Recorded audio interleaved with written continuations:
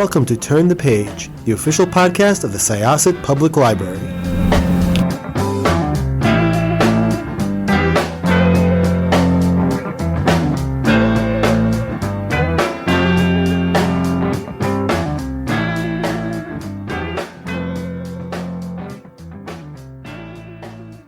Welcome to Syosset Library's Turn the Page podcast. I am your host, Jessica, and I'm here with my illustrious co-host. Introduce yourself. Hi there, I'm Jen. It's very nice to be here. And we are really looking forward to this conversation. As soon as we saw that Julia Bartz was writing another book, I was on top of that immediately, contacting your publicist. I'm like, must interview Julia again because the Writers Retreat is one of my favorites. And I was so excited to see that you were going to take us on another madcap adventure of psychology and just craziness. And this book did not disappoint. Welcome, Julia. Tell us about the last session. Yeah. Hi, Jessica, Jen. Thank you so much for having me. It's so good to see you both. And hi to everyone listening. So the last session is about a social worker named Thea who works at a psychiatric unit. And she is shocked when a new patient comes in who seems to be her doppelganger, but also seems to have some strange ties to her past. The patient does go missing, and Thea decides to try to track her down. And she follows her to this wellness center that's in the middle of the New Mexican desert. And this center is run by a couple who basically promises anyone who comes to them will be finding their soulmate within, a few months after the trainings that they do. So Thea signs up and goes to one of the retreats, and she starts going to these healing sessions, which she actually finds kind of helpful, but then slowly starts to realize that there are much darker things happening at this wellness center and that she may not actually make it through the last session alive. This was so crazy, and I just felt so drawn in by the story, not only just because you have Thea, who is this character who's, she has this trauma which unfolds as you start reading the book, but she like romanticizes this movie from her past called Stargirl, which is very much reminds me of like the weird movies that were around when I was a kid that, like every now and then you'll be like, hey, remember that movie? It was a little strange. And the thing I think that you mentioned, that this woman who is just found and brought into Thea's practice, the one that looks like her, is also the actress that was in that movie, which was one of, I guess, like one of those things where those pop culture touchstones for her. And it's just got this super creepy vibe going through the entire thing. Were you inspired by any strange movies in your history about this one? Totally. Yeah. I'm so fascinated with that brand of nostalgia, and especially like that age, like being in junior high, being around like 12 or 13 years old. Like there's so much um growing that's, happening for all of us at that time, and the emotions are running so high and we're still trying to kind of figure out the world. And I think people that age, and any age, but that age in particular, can really kind of like latch on to certain media, movies, shows, books, etc. And I will say that one movie that came up was the movie Stargate. I don't know if either of you have seen that. I see you both nodding. And my sister and I watched that a lot. And it's funny too, because back in the day, shows and movies weren't streaming. So you had DVDs or VHS tapes even before then, and you would just watch the same movie over and over. So I remember watching that movie and just getting very taken with it and taken with like the fantasy of it. And at a certain point, I think it was like maybe a couple of years ago, I was like, I wonder how that movie would hold up nowadays. And I watched it and I was like, oh, it doesn't really hold up so well. Yeah, there's definitely some things in there that would not get made today. But, there is something about the story, and it's very fantastical, and I was very drawn in by that. And then I was also thinking about other movies that I really watched a lot during that time, and I realized that a lot of them had to do with this like very romantic, idealized fantasy Romeo and Juliet, Titanic, Ever After. Like these were all coming out around that time. Yeah, and they're very, very sweet movies in certain ways. And at the same time, I realized looking back that they really kind of put this idea into my mind of like the perfect romantic partner. And if you just find that person, then everything's okay. And I think like a lot of women and girls, like that idea is implanted very early and can become almost obsessive. So that's something that I personally have kind of struggled with over the years. And that was always in my mind as like the ultimate thing. But especially back at that time, like many 13-year-olds, was going through a difficult time. Like that was something to also really latch onto. And it's funny, I have diaries from that time, so I was able to go back and really read through these diaries, and some of them are just like, yeah, fantasies of meeting celebrity crushes and bringing them to the school dance, and just like how everything would change and I would feel okay. And so, yeah, so I think I feel a lot of, I don't know, like a lot of fondness for, 13-year-old, my 13-year-old self, and then other 13-year-old girls nowadays. Things are harder in ways. So yeah, but that was kind of fun for me to just think back and try to figure out like what were the movies that were really, in my brain and on my mind a lot during that time. I'm sure you get asked quite frequently about the connections between your writing career and your therapist career. I'm kind of particularly interested, how that came into play since you were writing about a social worker here. Are there parts of your like experience or research that you drew on in order to, tell the story? And are there places in which you sort of had to expand your knowledge or your experience in order to write about things that perhaps like weren't within your expertise? Hmm. Absolutely. Yeah, I've kind of been thinking about it as the writing retreat was kind of me trying to show what it felt like to be a writer. And this book is me trying to show what it feels like to be a social worker. And I am a licensed clinical social worker. I have not personally worked in a psychiatric unit, but I have several friends who have. So I did go to them early on and had conversations around like what that looked like, what that felt like, what the experiences were. But yeah, I think there's something so interesting about being a therapist and being in that world, and looking at human dynamics and relationships in this deeper way, that it's kind of like being a writer too. There's aspects of it that are almost like eerie and almost like magical a little bit. The connection that you can form with patients, and yeah, there's, group dynamics that can come about. And even I kind of go into this idea of like what group psychosis in the book and what that means and what that might look like. And there have been a lot of examples of that in history. So yeah, and I think I also just wanted to show Thea's trouble with healing her own trauma, which I think is true for a lot of therapists. Like a lot of us go into this field for a reason, like we're trying to heal parts of ourselves too, at the same time that we're working with others. Um, yeah, and also her trouble with boundaries and the idea of like there are really interesting ethical questions that come out of the therapy world too, in terms of like power and control and how to best be like an ethical practitioner.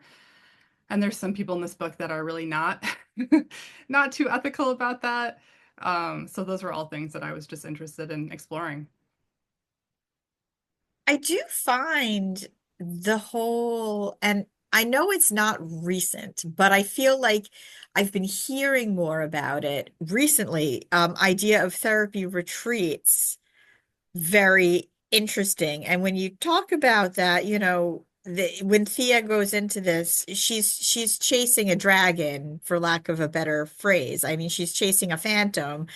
She wants to find this actress. She thinks that this is going to solve her past, but she goes to this retreat and there are other people there. And this seems to be, it seems to have become almost more mainstream lately. Like I hear a lot more about people who in the past I wouldn't have thought to be someone to just drop everything and go across the country to hang out in the mountains on a retreat. They're doing it. And to me, I mean, maybe this is just me being very skeptical. Maybe I don't have the trust that they have, but it seems like breeding grounds for cults. And I just found everything about this particular situation so unsettling.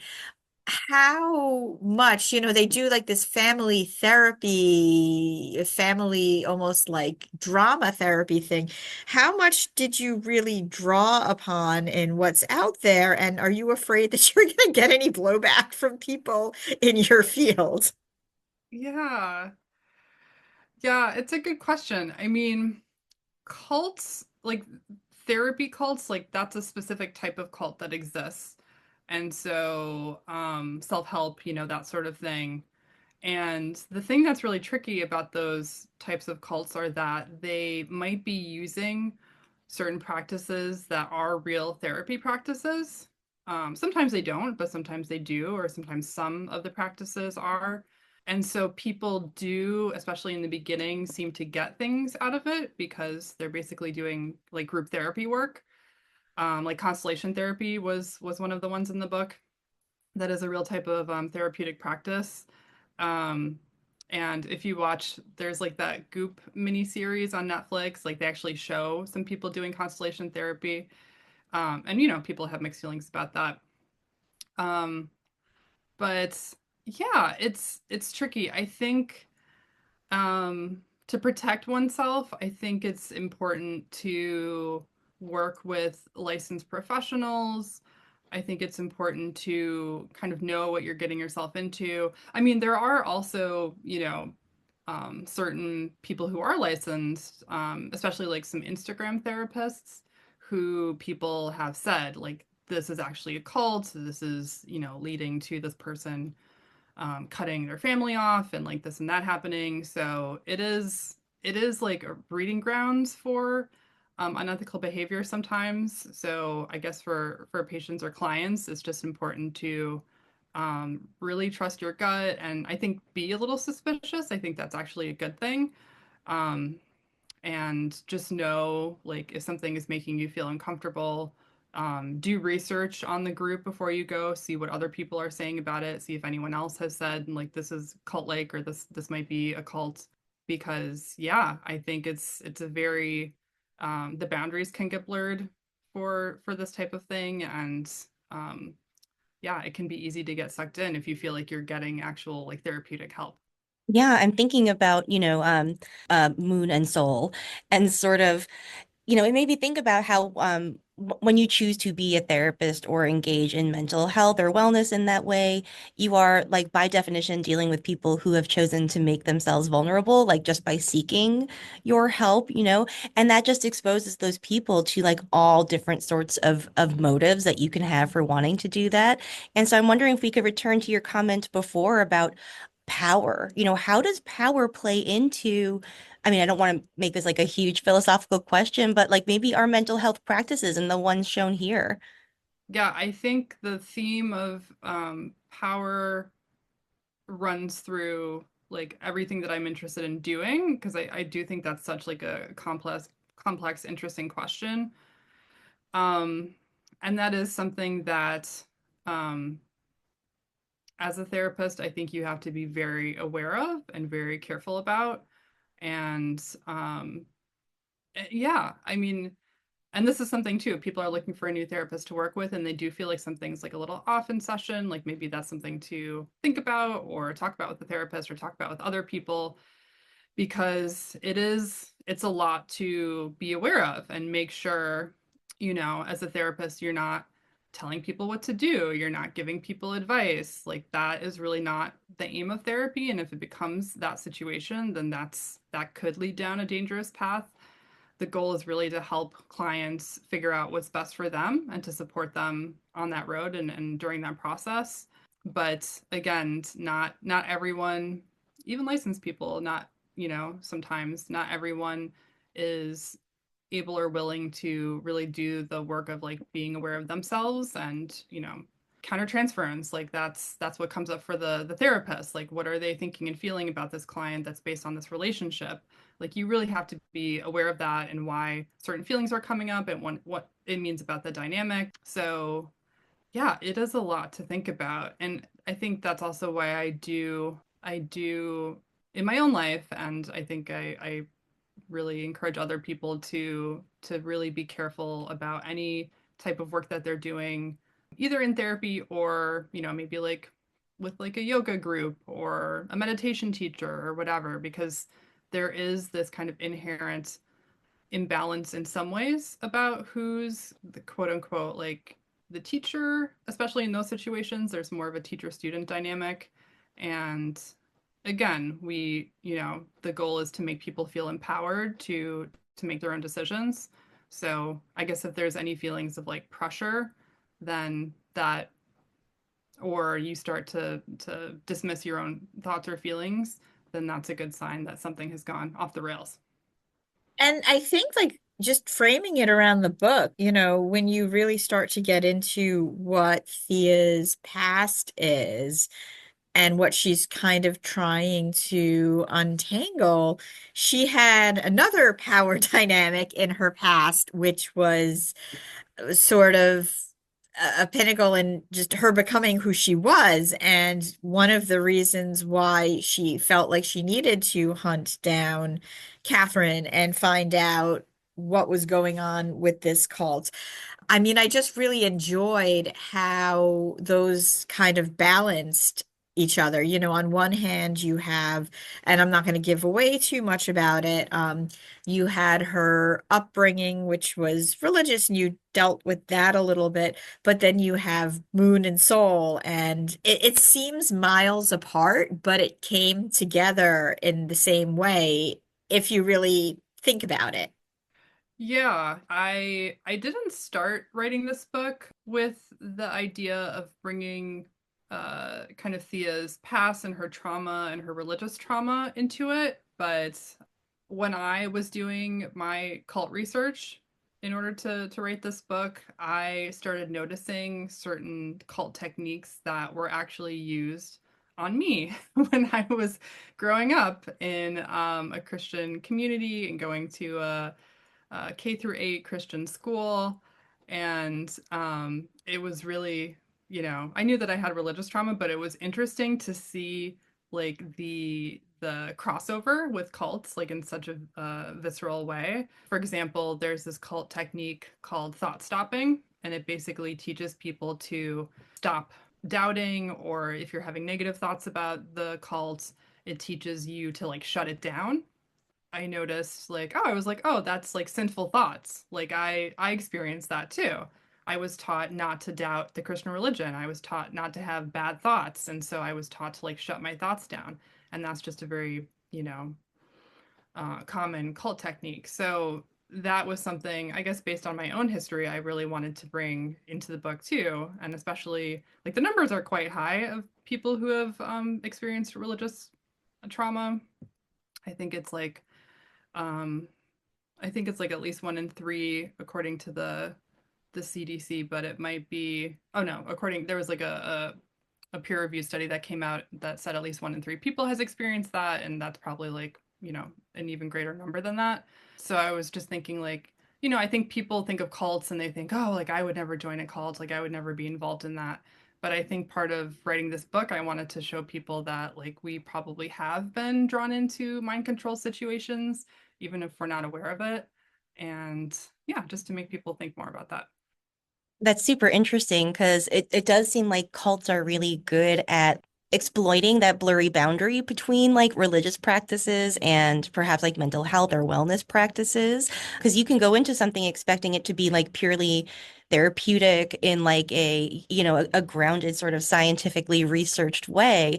But then there are all these boundaries where, and I think about how, as somebody who has benefited myself from therapy greatly, therapy expects you to be uncomfortable at times. And how do you know at times, like, is this a good, productive uncomfortableness or is this a bad one, Mm-hmm.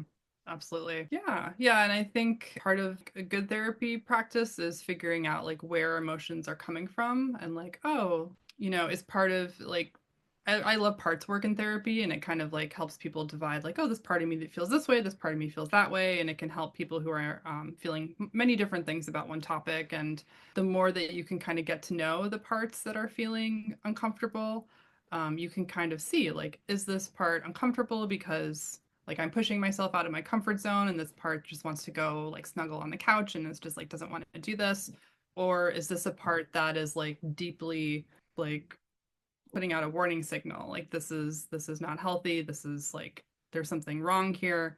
So I think that's part of the solution, is to figure out like what exactly is coming up and what discomfort and where it's coming from. And again, it's hard because if you're in a more cult-like situation, um, you could be told to shut down all those parts.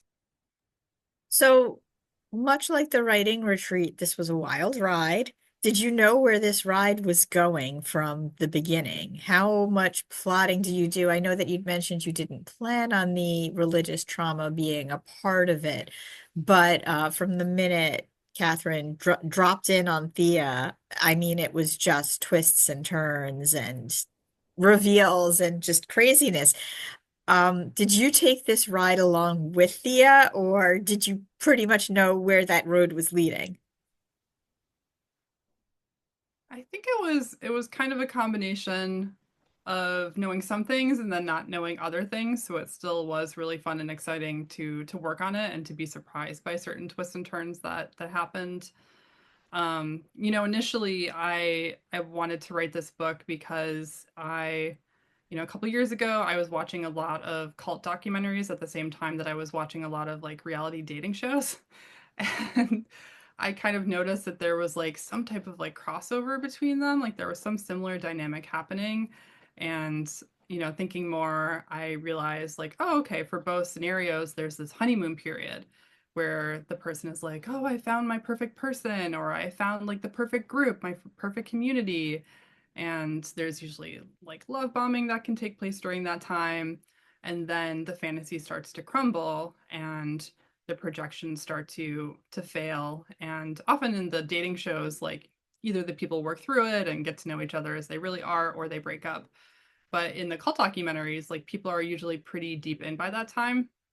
So yeah, I was thinking I kind of wanted to combine them, and I thought like, oh, wouldn't it be interesting if a cult promised you a partner that kind of combines both of those wishes for community and romantic partnership, which is kind of programmed in most of us. And so that was the starting point. And then as I was, working on it, that's when like the religious aspect came in. The We haven't really touched on this yet, but like the child actor like trauma, not that that happened to me, but I know it happened to many other people, came in, and just all these kind of like different things got kind of pulled into the story, as usually as like motivation or history for the characters. And so that part of it was really fun to kind of see the depths that the characters could go, and how everything did tie together. Like usually that is not necessarily on purpose. It just kind of happens, and that's a really cool feeling when it does. But yeah, again, just this kind of bigger theme of like power, I think was the thread that just drew everything together. Which does tie into the whole child actor trauma, because that is just a world that was, I mean, filled with toxicity, probably still is, but there's more public eye on it. I mean, there was that documentary that came out, I think it was only last year, maybe 2 years ago, the one about the Nickelodeon actors. But Yeah, you hear about things like even just long ago, and you can't understand why, number one, a parent would want to put their child in this situation, and number two, how this stuff went untouched. I mean, you hear a lot about just, actors who were considered great and they just disappeared because that one break broke them. absolutely. Yeah, that I had already started writing about that topic, but when I saw that documentary Quiet on Set about the Nickelodeon situation, I was just like, whoa, this is even worse, than I could have ever expected. There were like multiple child molesters on the set.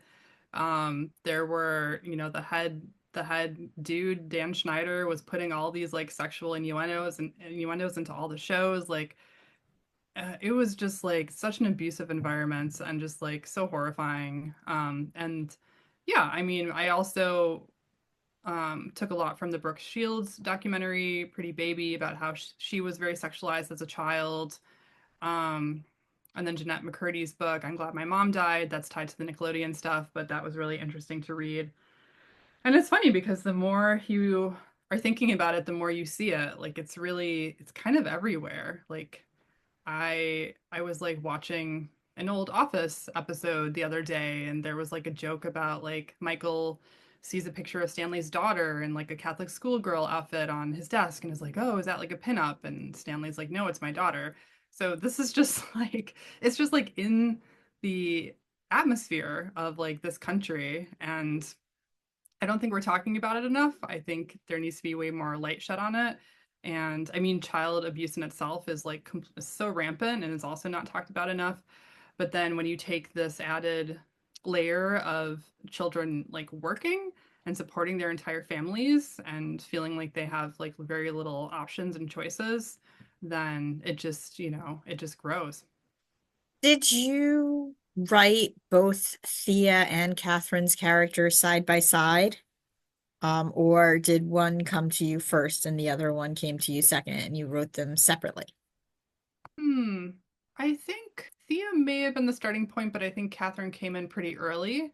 Yeah, and their dynamic and their relationship, and that also was interesting for me to write about. And I guess I kind of wrote about it in the writing retreat too. This kind of codependent um, relationship or friendship that happens.